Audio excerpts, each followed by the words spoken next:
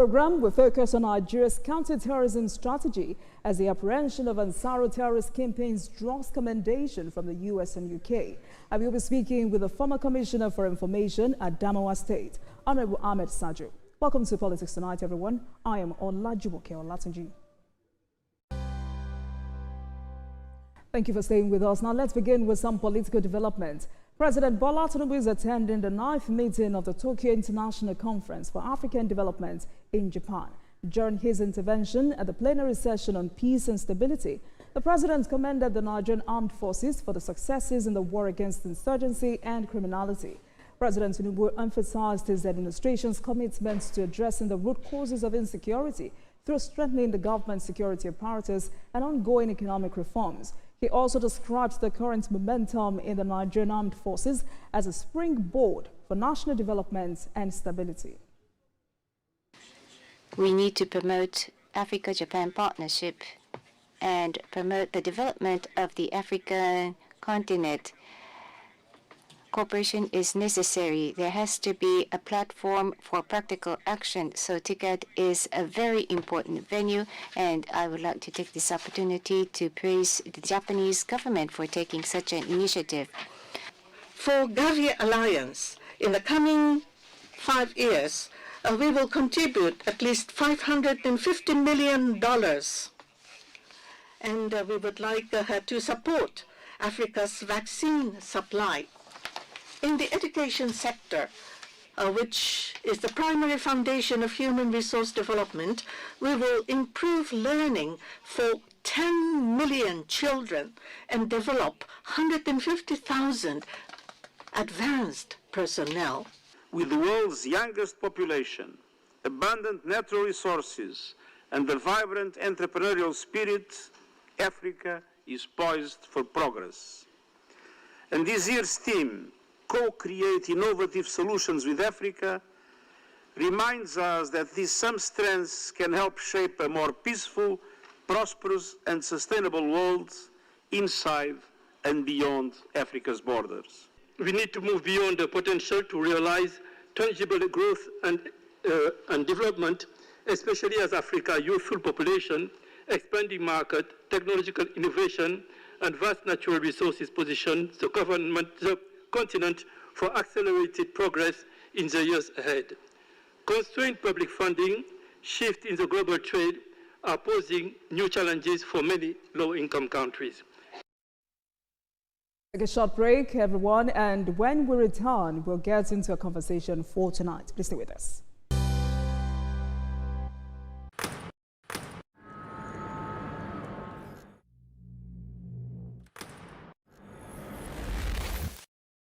Voted as the best TV station of the year. TVC News breaks into the core of every event as they happen. Following all nationwide big and impactful stories. We tell the news from every perspective, covering every human angle.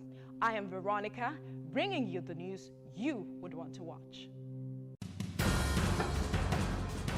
Information is power, information is security, information is knowledge. On Labor Lens, we believe that working people around the world have real questions of their own. They want to know how the world of work operates, what it means to the employer of labor, how policies affect workers in the workplace. On Labor Lens, I ensure we engage effectively the organized labor, organized private sector, and government to get out of them information workers are in need of. I am Sharon Jason, asking questions that make you get sense of the workplace.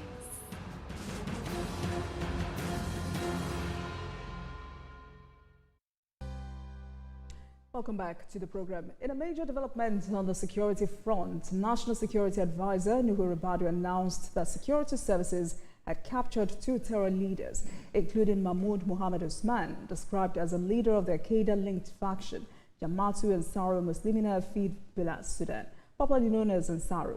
The federal government also said they had detained Mahmoud Al-Nigeri, who is associated with the Emergence Mahmouda network in north-central Nigeria, a move that has drawn commendation from international partners, including the United States and the United Kingdom.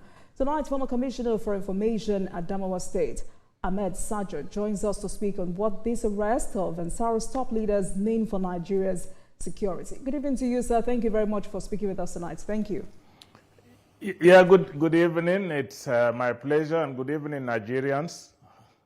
Thank you very much. So it's been 4 days since these arrests happened. Also, foreign nations have commended Nigeria for this. How significant is this arrest in Nigeria's broader counterterrorism campaign? Do you think Nigeria is finally turning the tide in its fight against terrorism? Is this a strategic success, or is this luck shining on us? No, let me put it in context, right. And it's important we contextualize our discussion. It's important we look at it from both contemporary contextual situations and historical contextual situations. Contemporary historical situation is that the armed forces, particularly under General Christopher Musa, have been more coordinated and more proactive in the fight against insurgency. But the layers of the counter-terrorism architecture goes beyond the armed forces. There are the other security agencies, the DSS for internal, the NIA for external, the police, and all the other layers of security. And for this, I think we need to, from the onset, actually, give credit to where the credit deservedly belongs. And that is the Office of the National Security Advisor, Malam Nuhu Ribadu. What Malam Nuhu Ribadu brought to this system are three things. Number one, greater coordination amongst the security agencies. Number two, greater synergy, amongst the security agencies. But most importantly, the emphasis has been on intelligence gathering, intelligence processing, and intelligence sharing. And this is what led to this. Now, historically, the Ansarul Muslimin fi Biladi Sudan is a splinter of Boko Haram. When Mohammed Yusuf was killed, there were, arguments within the hierarchies of Boko Haram at that time as to whether the succession to Mohammed Yusuf should be through bloodline, in which case his son should take over, or through hierarchy, in which his Qaidawa, then Shekau, will take over. And eventually, the Shekau faction won. And both Abu Bara and Mahmouda were part of the Shekau group at that time. And the first international terror group to have come to their aid then was Al-Qaeda. And then they appointed Shekau Amir or Emir, and they were funding the structure until the other faction went and contacted ISIS. And ISIS and Al-Qaeda do not see eye to eye. And so ISIS gave a condition.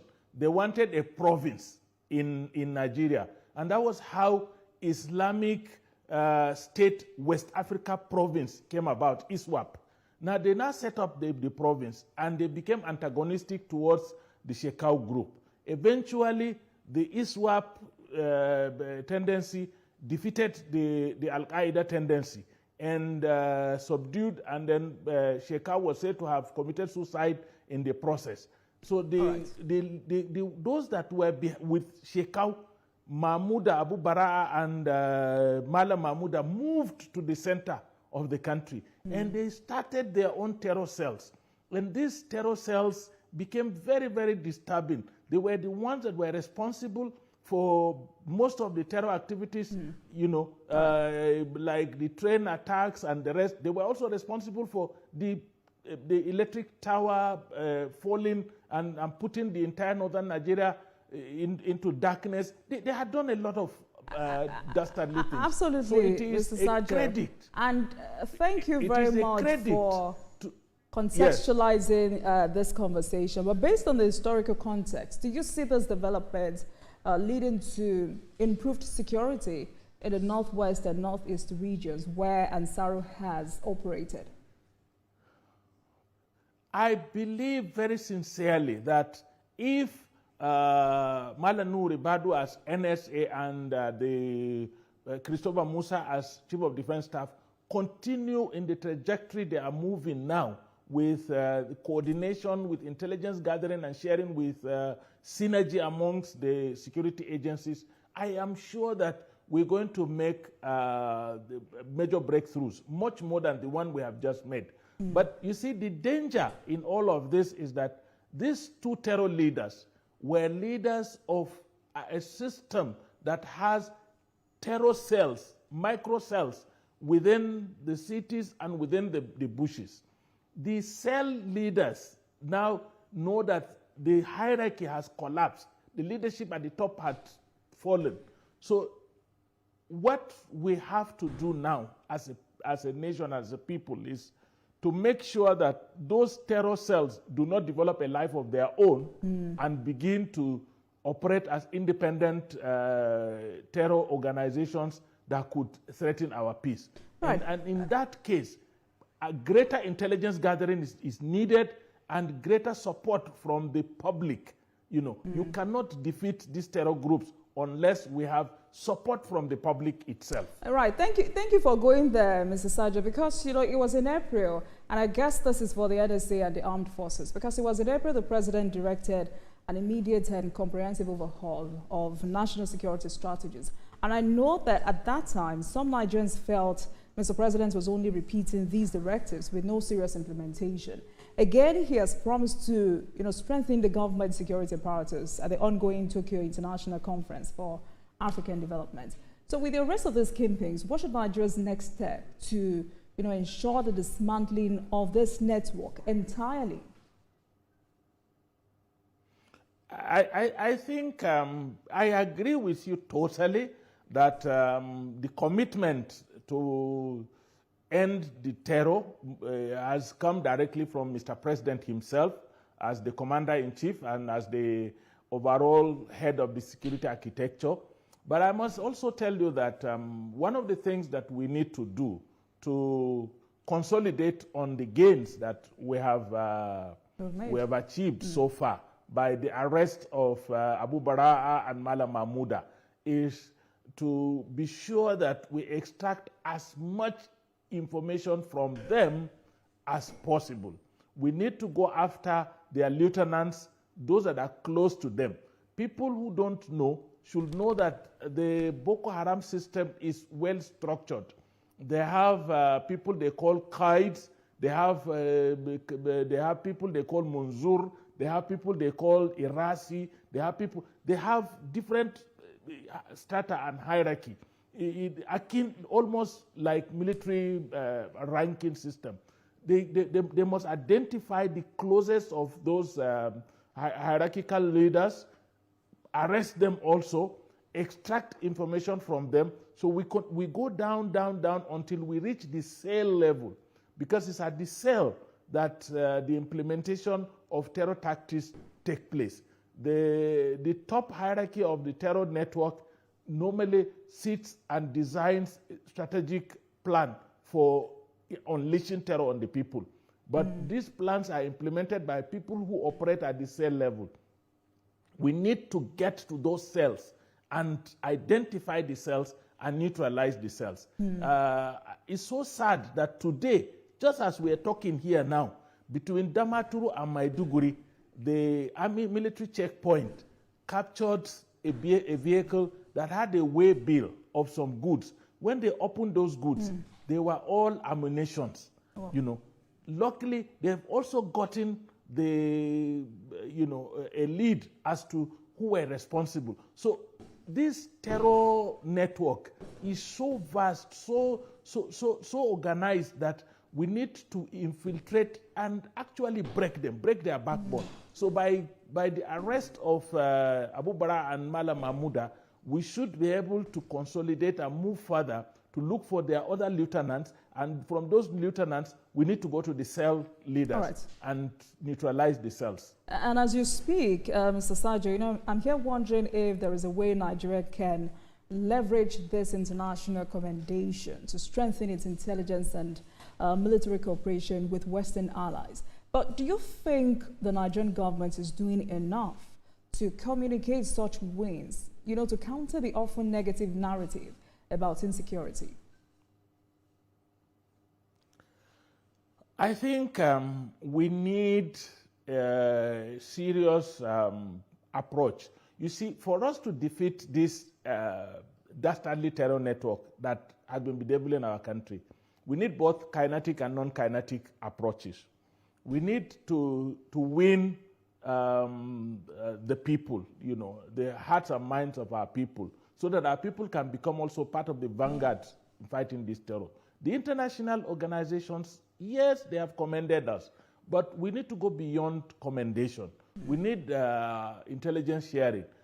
Almost all of the international organizations that operate in Nigeria, all the major key embassies that operate in Nigeria also have their own intelligent network gathering mechanism.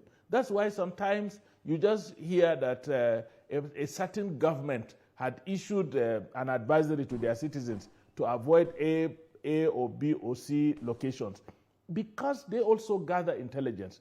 It will be very, very good if we cooperate to the level of sharing in that intelligence and processing the intelligence effectively to suit our own conditions, so that we can leverage on that to dismantle the terror network.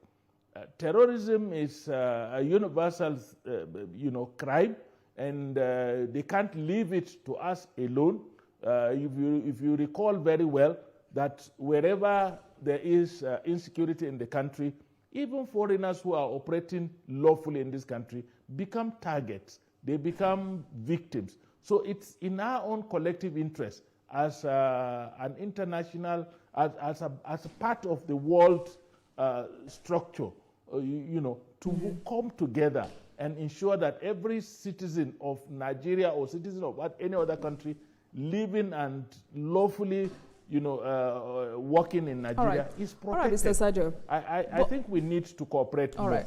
But some of us are concerned about a recurrent circumstance because, in a nation where Ansaru has embedded itself in communities and acting as a parallel authority in some areas, Nigerians are concerned about arrested terrorists being released without trial. There are past incidents, such as closed-door mass trials, where media and public were excluded, and these situations have raised concerns about accountability, even procedure. Nigerians still talk about the 2017 mass trial of Boko Haram detainees, where over 2,000 alleged members were detained for years, and they were even slated for close mass trials. How important is it for these Ansaru suspects to face transparent, swift prosecution? I think the Ansaru group, their avowed policy apparently is Ansarul Muslimin fi Biladi Sudan. Historically, this part of Africa was referred to as Sudan, and Ansaru like helpers of Muslims in the Sudan, but they are not helping. They are destroying. They are killing. With wantonly and with no purpose. What we need to do to neutralize the Ansaru is also to have a very robust public engagement policy, by government and even by those that are charged with pretending over our security architecture.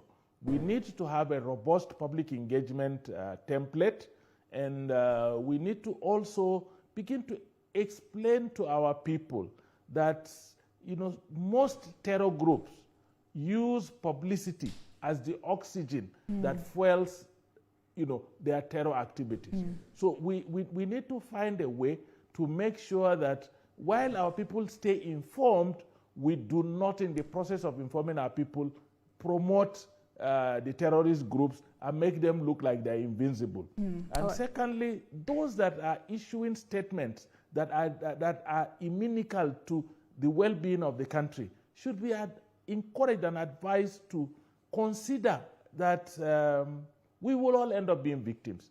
That's the truth about it. And that's quite instructive, Mr. Sajo. But allow me to digress a bit. I would like to take you up on politics. You know, the APC, ADC, and the PDP have differed over the outcome of the just concluded by-elections. The APC won in 12 constituencies. ABGA won in 2. The PDP and NNPP each won a constituency. For Adamawa State, where you come from, APC's Mr. Musa was declared winner of the House of Assembly by-election. I'm wondering, what's your general assessment of the outcome of that election? I think for the APC, what happened is something that should be celebrated because with all the stories you hear, on the streets about how unpopular or whatever, the APC is, for you to have discovered that the APC won in 12 out of about 15 or thereabout, it's quite heartwarming. And my state of Adamawa is under a government of PDP, not APC. And for the APC as an opposition party in the state to defeat the ruling party in an election is really something that is worth celebrating by the APC as a political party. And so, generally speaking, yes, the APC has stamped its political supremacy during this by-election, but one must caution that it does not call for celebration. I think it calls for a reflection. What really did the APC do right, and what did the other parties do wrong that gave the APC the edge? I think that's my own approach to it, that we need to reflect, not necessarily celebrate. Also, I mean, would you also say it was an early failure? Or let me rephrase that. Would you say the ADC failed too early? Because, for those who say that was a litmus test for these politicians to show how grounded they are in their respective states. I think for me, I'm a little bit, concerned about what we think we are doing with our supposed coalition. Coalitions are not about individuals. When individuals come together to form what they call a coalition, it's more of a conspiracy. What makes a coalition is that when institutions, political institutions, come together with structures across the length and breadth of the country and with a robust, strategic content in the manner the coalition is being driven, you know that coalition is really a coalition. But if it is a coalition of individuals whose pedigree and whose history is very, very, very clear, for example, whoever was in power politically in this country from 1999, holding one position or the other until 2023, before the person gets out of power, it's very difficult for such a person, for example, to school you or school me in the art of good governance, because we could easily trace back, okay, these are the templates of good governance this person is presenting to the public. When he was in power, what aspect of this template had he implemented or has she implemented when she was holding power? We need to look beyond making our citizens look, not unintelligent. We know there are some of them that are really genuine, that they are revolutionaries and they want a change and the rest. But there are many of them that will not pass the litmus test of doing anything different from what they are arguing about. And probably that's why people keep telling them, talking about the fact that the entire concept of a coalition is just to take over power. It's just to but they say Nigerians are hungry and that they're coming into coming to take over power just to make the economy better. Isn't that enough to convince voters? That's what I'm telling you. If you want to come and take over and make the country better, give us your pedigree. Tell us what you did to make life better for Nigerians in the past. The problem we are facing is that we are all going round the same cycle. We're doing the same thing. You cannot do the same thing and expect a different result. All right, then. Thank you very much. I'm sure it's important for us to have that conversation some other time. Mr. Ahmed Sajo, thank you so much for speaking with us tonight. Sadly, we do not have enough time for this conversation. Former Commissioner for Information at Adamawa State, Ahmed Sajo, thank you so much for speaking with us tonight. Thank you very much. My pleasure always. Thank you. Thank you. Thank you. And thank you very much for watching, everyone. That marks the end of today's episode of Politics Tonight. But before we go, let's tell you that the views and reactions of our resource persons are theirs and have no connection with TVC News. Meanwhile, you can watch the repeat broadcast of this episode at 12:30 a.m. Get in touch with us on our social media handles, Facebook, Instagram, and X at TVC News NG and at Olajumoke using the hashtag Politics Tonight. We're also on YouTube at youtube.com/TVC News NG. I am Olajumoke Olatuji. Good night, everyone.